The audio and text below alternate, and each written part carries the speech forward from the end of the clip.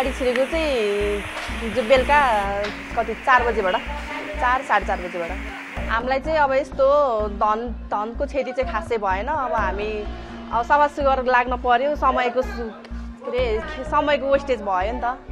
समयको अब आफ्नो अब दसैँको माहौल छुट्टै थियो। दसैँको माहौल हुँदै पनि हामी गाउँमा भएको मान्छे अब बजारमा बाढी छिर्यो रे भन्न साथै अब उता छुट्टै माहौल हुँदै पनि दौडधुप गरेर आउन पर्यो। पानी भिजेर आइयो, सफासुग्घर गर्न लागि त्यही हो। धनको क्षति भएन, सामानहरू फोहोर भयो, अलिअलि भएको सामानहरू खेर गयो, त्यति नै हो। कतिपय ठाउँमा त बिस्तारै अब हुन्छ नि सुकुम्बासी टोलहरूमा त कतिपय अब त्यही छाप्रोमा बसेर अब उनीहरूको धनको क्षति पनि भएको छ होइन। कतिपय ठाउँमा धनहरू क्षति भएको छ, उहाँहरूलाई हेरिदिनु त्यही नै हो।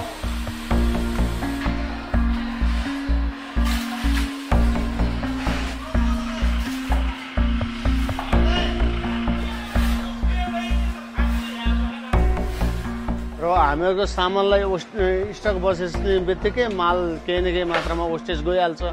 वेस्टेज जाने भयो। अब सामान स्टक अस्तिदेखि टिपेको सामान छ, सबै सामानहरू आदि फ्याँक्न पर्ने अवस्था भइसकेको छ। हामीहरू राज्यलाई ट्याक्स तिर्नुपर्ने व्यवसायीहरूले तिर्ने कुरो छुट्टै छ। यस्तो आपद विपद पर्दाखेरि राज्यले हामीहरूलाई सहयोग गरेको अवस्था चाहिँ छैन।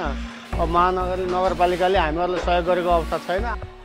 आयो यहाँ 3 बजेसम्म पानी बजारमा छिरिसक्यो। अब हाम्रो धेरै तनाव भयो, हाम्रो सामान सबै बेकार भइसक्यो, हाम्रो लोस भइसक्यो। अब 3 बजे रातिसम्म आयो हाम्रो यहाँ देख्छुबाट पानी भरिसक्यो यहाँ बजारमा। अब 4-5 बजेसम्म पानीहरू खोलामा गइसक्यो। त्यसपछि आएर हाम्रो यो अब सफासफी गर्नुपर्छ। अब धेरै तनाव भयो हाम्रो काममा त। अब हेर्छु यहाँ के हुन्छ।